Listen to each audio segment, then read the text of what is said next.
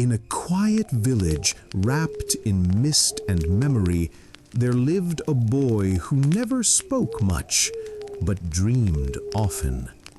He didn't seek adventure. He didn't chase magic.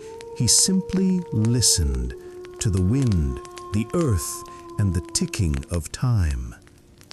But one night, while the village slept and the stars blinked like old secrets, he found something hidden beneath the floorboards. A pair of shoes, old, worn, glowing faintly with a light that didn't belong to this world. And the moment he put them on, the world changed. But what if the shoes weren't meant to be worn? What if each step wasn't forward, but deeper? Tonight, we follow him, quietly, carefully, because some footsteps echo long after they end. This is the story of the magic shoes. The village of Brook Hollow was quiet, the kind of quiet that had nothing to do with peace and everything to do with forgetting. Most of its old houses stood crooked and gray, slumped like tired souls who had seen too much. Windows stayed shut, doors creaked open only when absolutely necessary.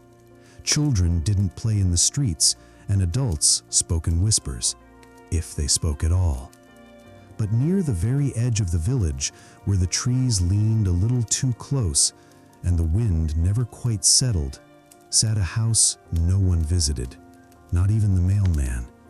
A house made of blackened stone, with ivy climbing its walls like grasping fingers.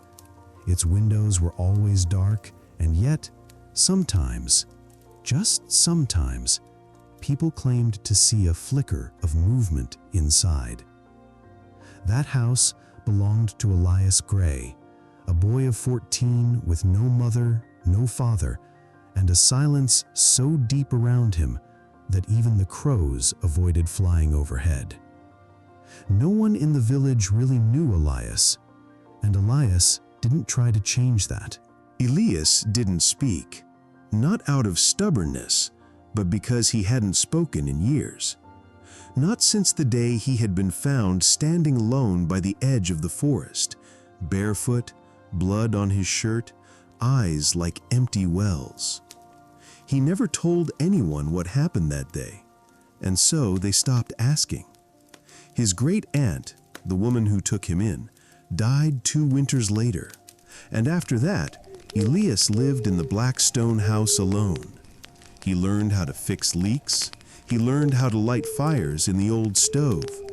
He taught himself how to plant a garden, though nothing in that soil grew straight. And every night, Elias dreamed of shoes. It began on the 12th night of autumn.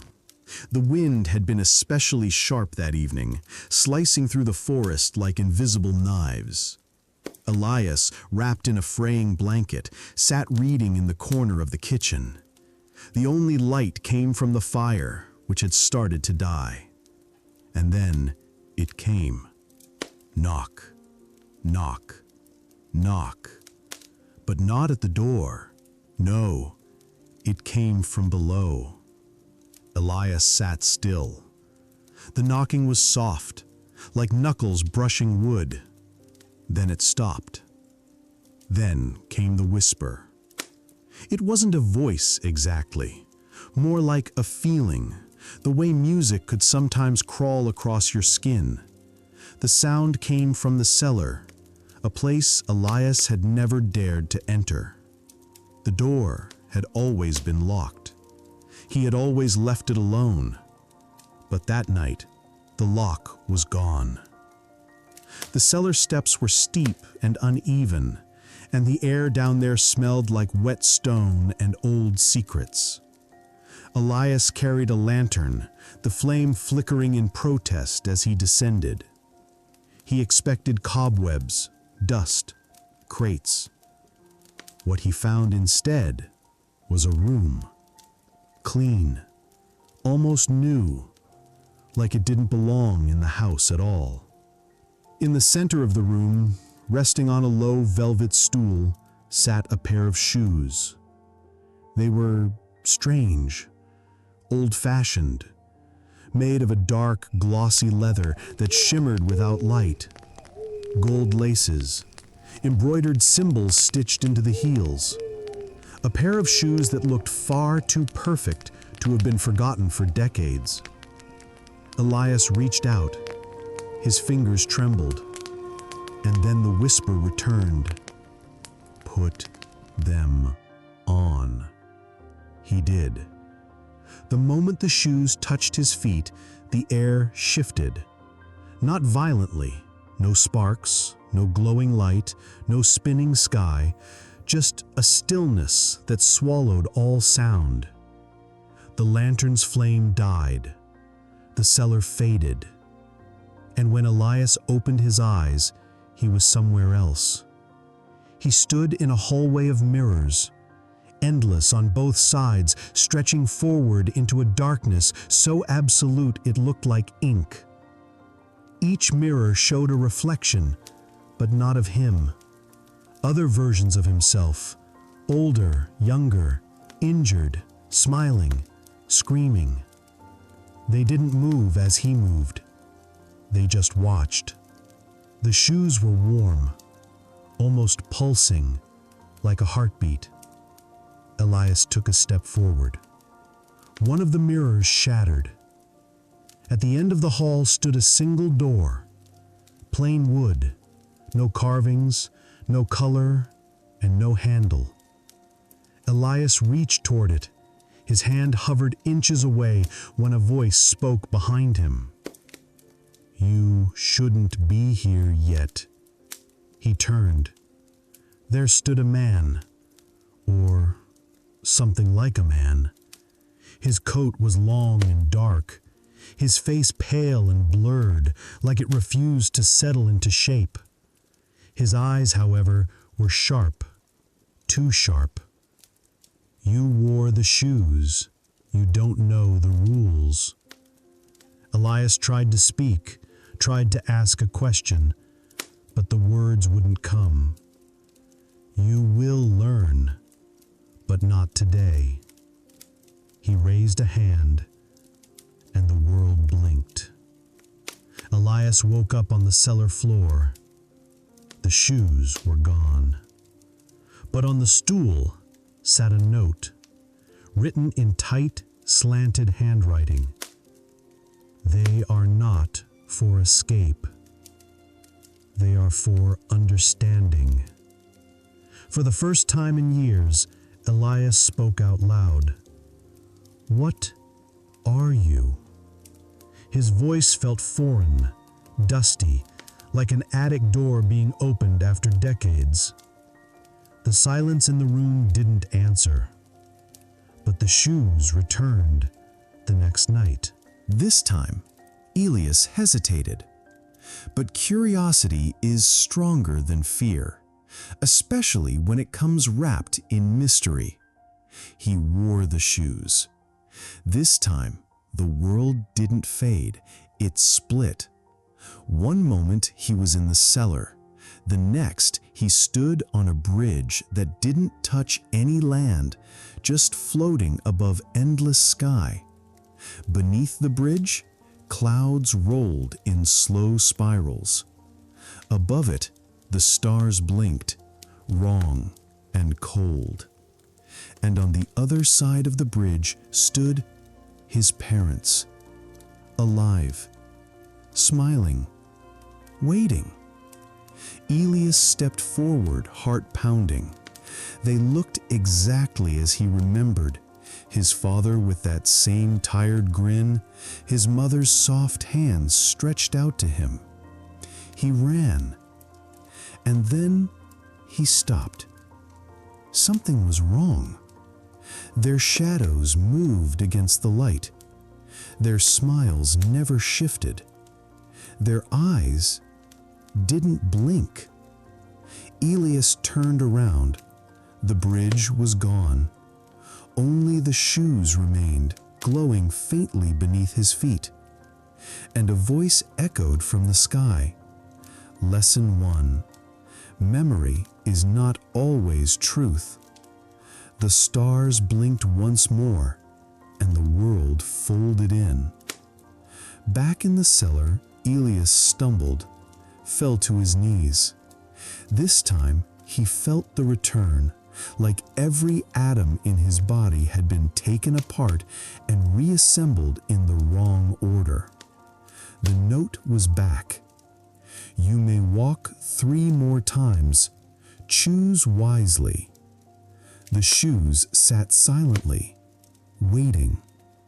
He left them there, but sleep never came that night.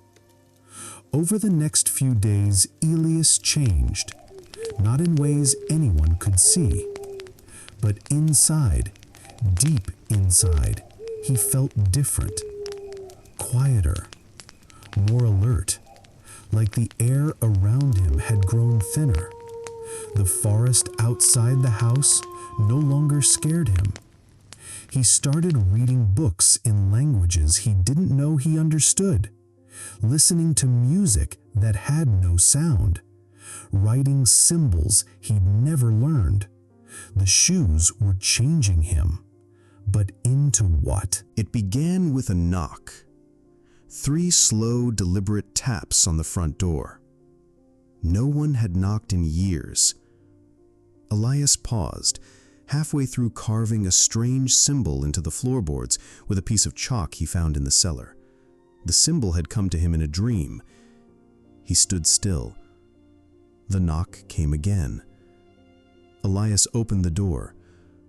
A woman stood there. Not young, not old.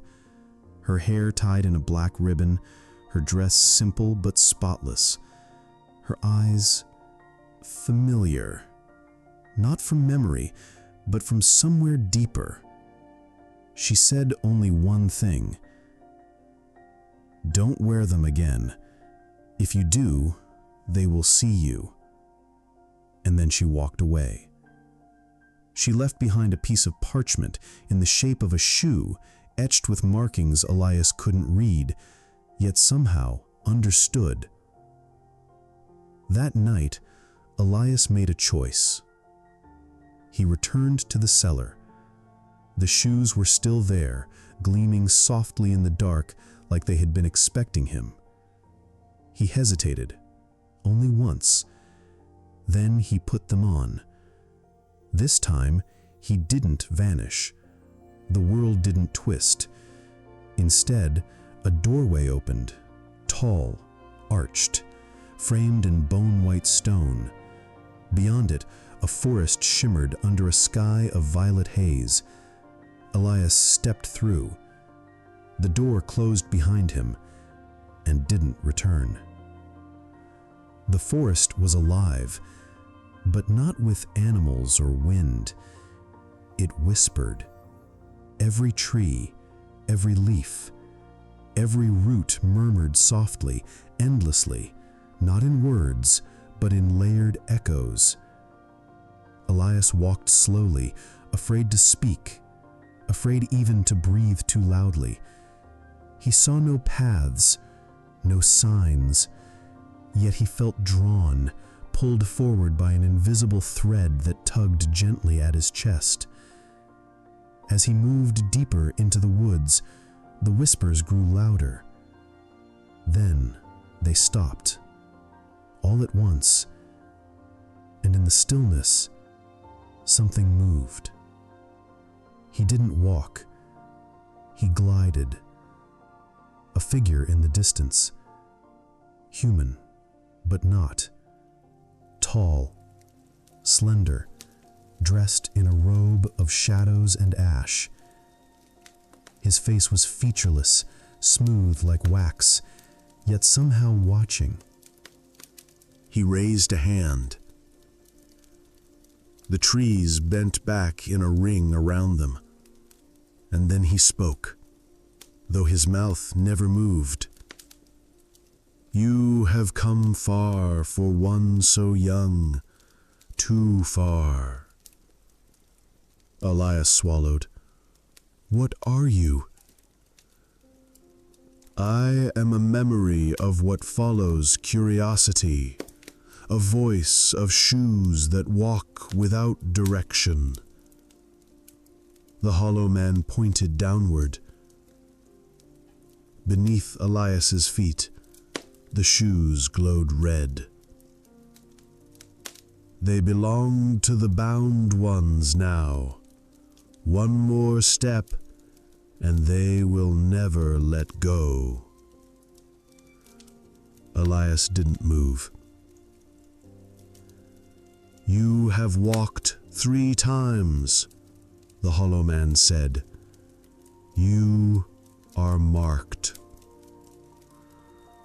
"Then why warn me?" Elias asked. The hollow man tilted his head. "Not all of us agree." He opened his robe, revealing a second pair of shoes, identical to the ones Elias wore, but burnt and cracked, the leather blackened, the buckles warped. "You are not the first." Elias stared.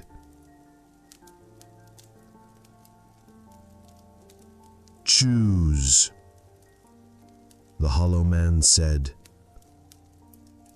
"Take the last walk and lose your place in the world, or give them up now and forget what you've learned." Elias clenched his fists.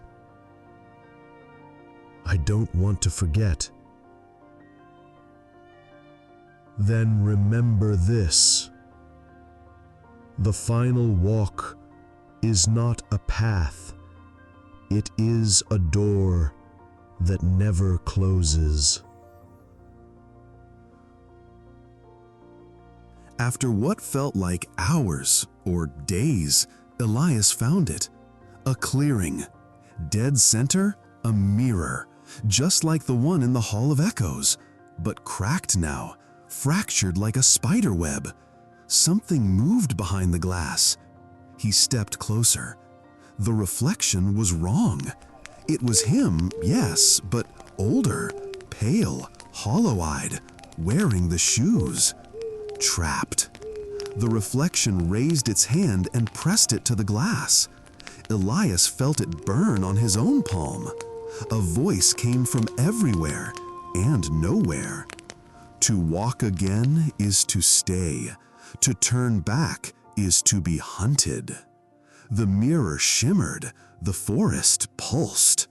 The shoes on Elias's feet grew heavy. The laces tightened. He screamed, not in fear, but in decision. He took off the shoes. It hurt. They clung, burned, screamed without sound. But he forced them off and threw them at the mirror. The mirror shattered, and the forest went silent. Elias woke up in bed. Morning light drifted through the window. Birds chirped. Firewood crackled in the hearth. Had it all been a dream? He looked at his feet. Bare. On the floor, a note. 3 walked, 1 broken, 2 left watching. The shoes were gone, but in the distance, just barely, someone was knocking on the cellar door. Elias didn't answer the knock.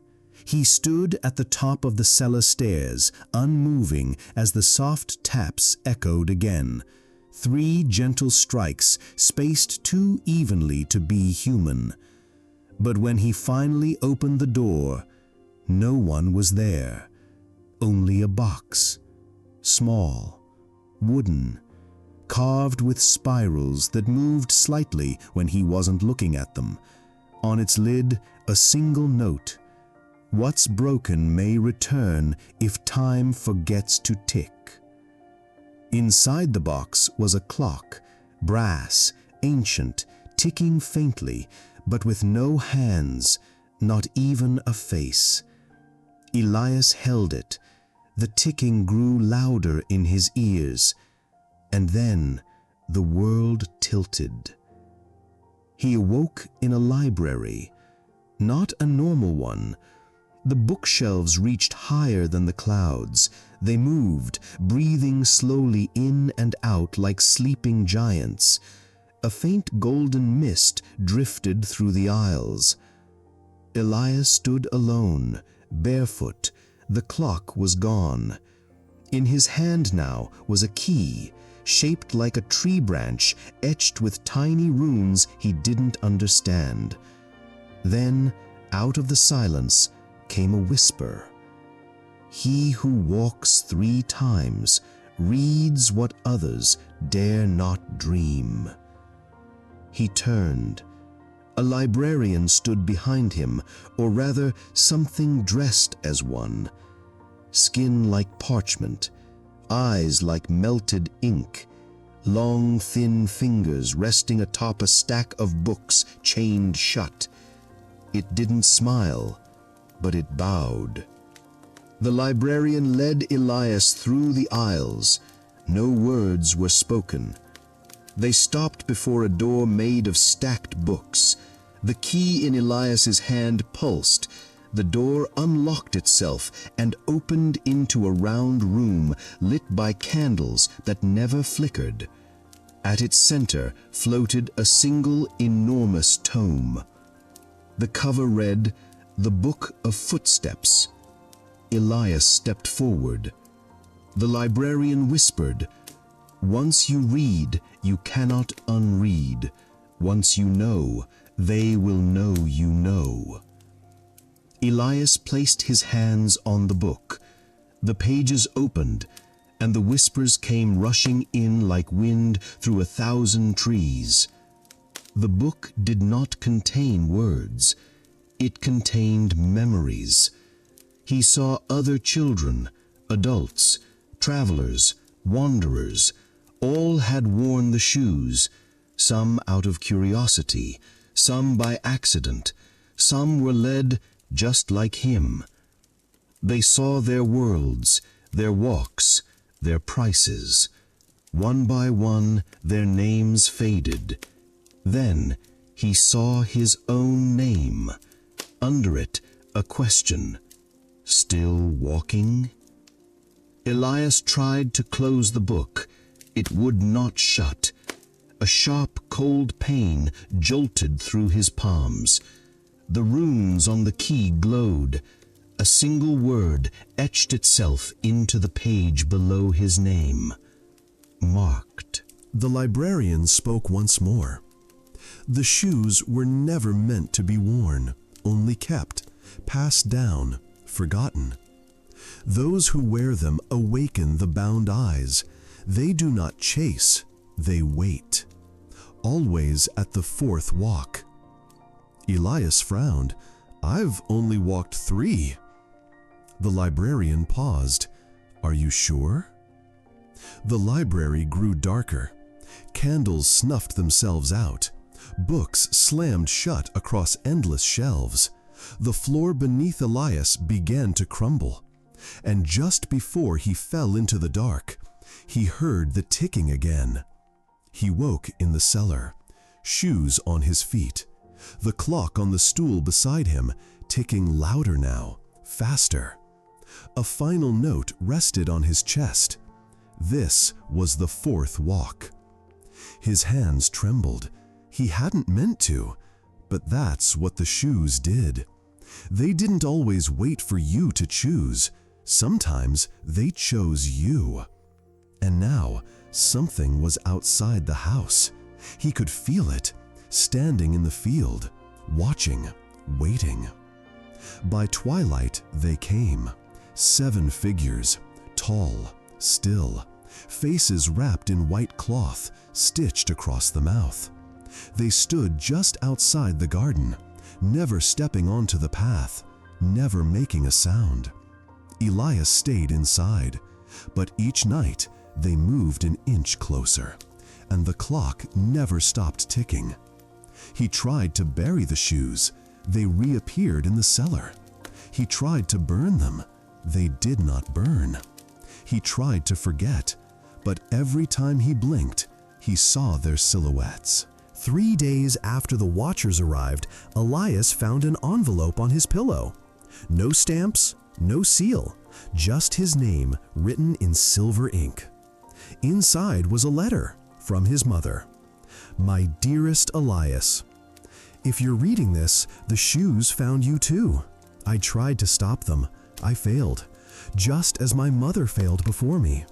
They do not belong to you. They belong to the space between, the place where stories sleep and dreams bleed. But there is one thing you can do. He tore up the floorboards in his bedroom, not out of panic, out of instinct. There, hidden beneath an old trunk, was a second staircase. Stone steps, descending into a black spiral carved into the earth. He took a candle, the clock, and the shoes, and he walked down. The door closed behind him. The candle flickered. Not from wind, there was none. The air was still, too still. The stone stairs beneath Elias spiraled tightly downward, slick with moisture, carved so smoothly they looked polished. The walls narrowed with each turn, like the path was squeezing him toward something. He didn't know how long he walked. Minutes? Hours? Time bent underground. The only constant was the ticking clock in his left hand. Each tick felt heavier than the last. And then the staircase ended. Before him stretched a tunnel, ancient and silent. The shoes, still in his right hand, began to hum. Elias didn't answer the knock. He stood at the top of the cellar stairs, unmoving, as the soft taps echoed again. 3 gentle strikes, spaced too evenly to be human. But when he finally opened the door, no one was there. Only a box. Small, wooden, carved with spirals that moved slightly when he wasn't looking at them. On its lid, a single note. What's broken may return if time forgets to tick. Inside the box was a clock, brass, ancient, ticking faintly, but with no hands, not even a face. Elias held it. The ticking grew louder in his ears. And then the world tilted. He awoke in a library, not a normal one. The bookshelves reached higher than the clouds. They moved, breathing slowly in and out like sleeping giants. A faint golden mist drifted through the aisles. Elias stood alone, barefoot. The clock was gone. In his hand now was a key, shaped like a tree branch, etched with tiny runes he didn't understand.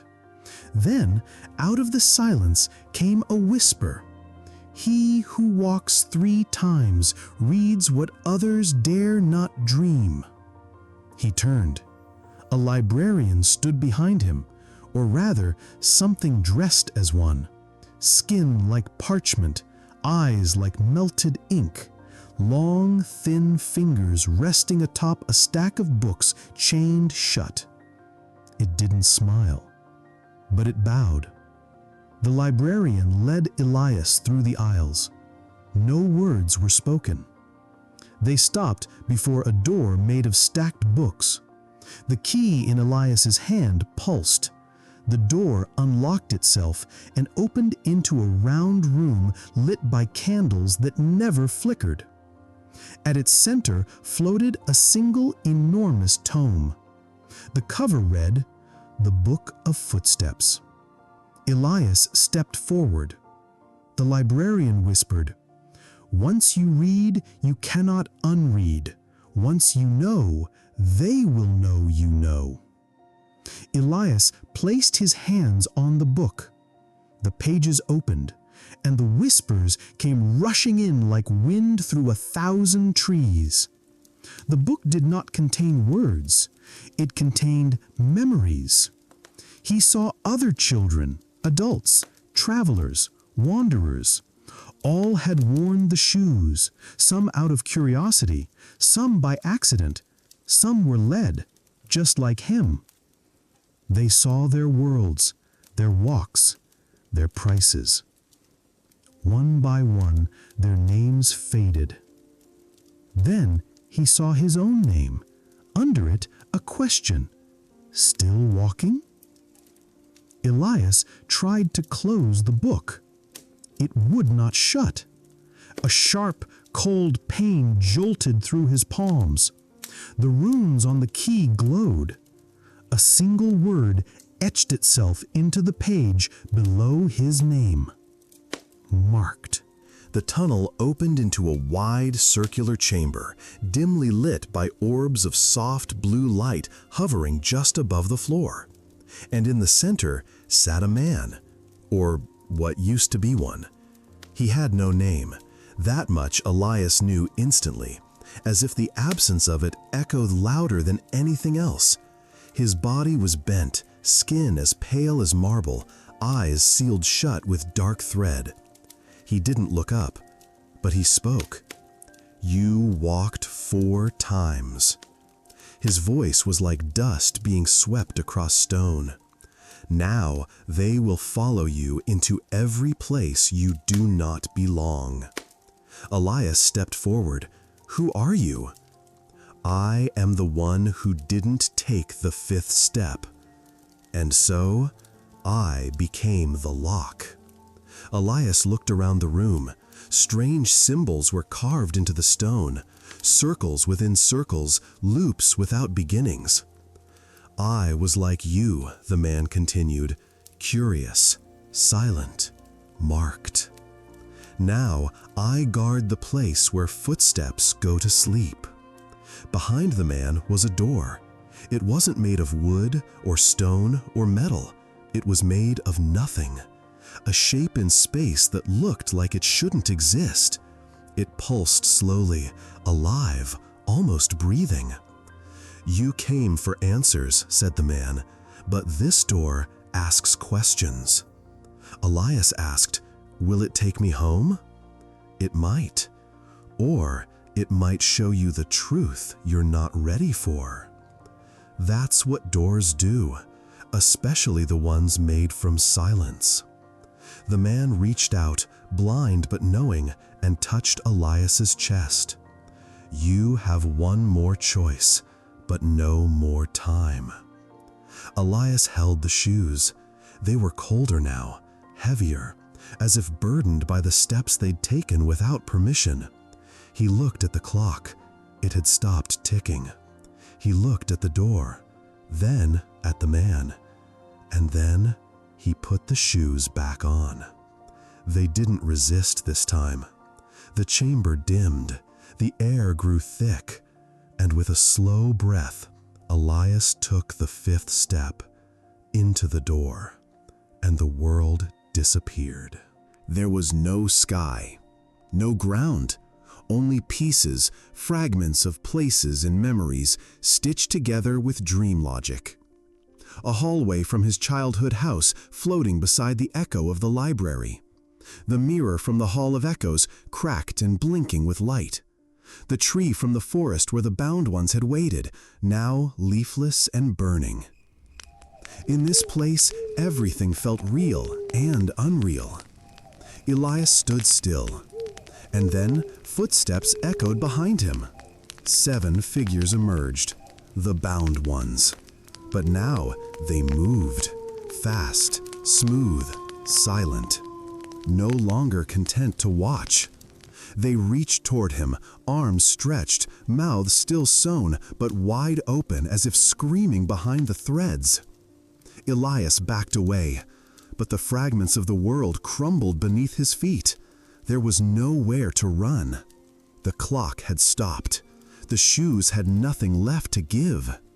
And then, from above, a bell rang. A structure formed overhead, a bell tower, floating in pieces, assembling itself with every toll. Elias felt himself rising. The bound ones stopped. They couldn't follow. Something about the sound kept them at bay. He reached the top of the tower. And waiting there was himself. Older, taller, eyes sharp, voice calm. "You walked too soon," the older Elias said. "But you've done what none of us ever did. You reached the center. And that means you can break the loop." Elias stepped forward. "What loop?" His older self turned and pointed. Below, in the shifting chaos, other figures moved. Children, adults, all walking, all wearing the shoes, over and over and over. Some vanished, some became watchers, some became doors. "The shoes don't show places," the older Elias said. "They create them. They feed off those who believe too much." Elias clenched his fists. "Then why was I chosen?" "Because you were the quietest." The bell stopped. The chaos below silenced, and in the older Elias's hand appeared a final object, a small black key made of bone and starlight. "Take this," he said. "Use it once. It will return you to the moment before you first put them on, but you will remember, and you must decide what to do with that memory." Elias took the key. Everything shimmered, and the world snapped. He stood at the top of the cellar stairs, just like that first night, blanket around his shoulders, lantern flickering, the door below him still closed, still locked. The shoes still hidden, but now he remembered everything. He opened his palm. The key pulsed once and dissolved. A note appeared on the cellar door. "What you do next is the real story." Elias turned away, and the door stayed closed. Elias sat in the kitchen, hands wrapped around a steaming mug. Outside, the wind stirred softly. The garden, usually still, seemed calmer. Nothing moved out of place. It had been 3 days since the night he returned. 3 days since he stood at the cellar door with all the memory in the world and chose not to open it. The shoes had not come back. The watchers hadn't appeared. The cellar stayed locked. And yet, Elias couldn't sleep. Not because of fear, but because of knowing. Knowing what waited beneath. Knowing someone else might find the shoes. And knowing silence, no matter how deep, doesn't last forever. On the 4th morning, Elias found a slip of paper under his pillow. Again, no envelope, no ink, just the burnt scent of ash and old wood. It read, "One loop broken, one remains. There must always be a keeper. Choose silence or become the lock." That evening, Elias returned to the cellar door, not to wear the shoes, but to speak to them. He sat on the floor. He didn't touch the door. He simply whispered, "I know what you are. I know what you feed on, and I know I can end it." The house didn't shake, the wind didn't howl, but something listened. A soft voice answered, not aloud, but inside him, calm, patient. "If you silence us, no one will dream again." Elias asked, "Do you give dreams?" "We give questions. Dreams grow in the cracks. Without us, the cracks will close. Is that peace or emptiness?" He had no reply. That night, Elias dreamed of a room that didn't exist. A circular space, smooth walls, dim light, filled with clocks, hundreds of them.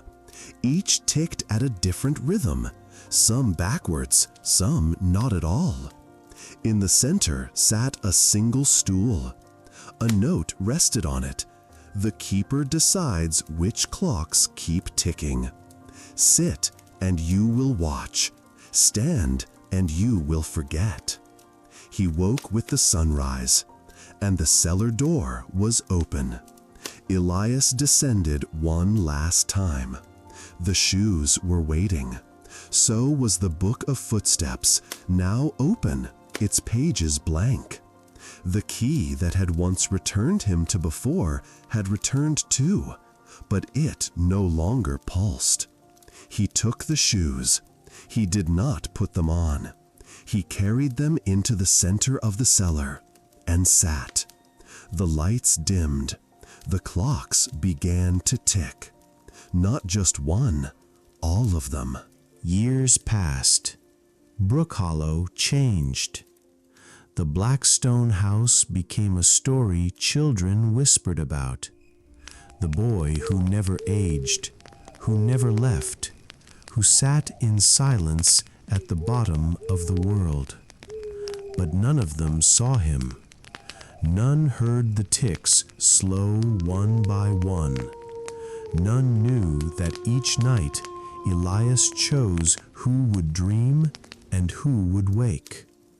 Some dreams were harmless. Some dreams were doors. Some dreams were shoes.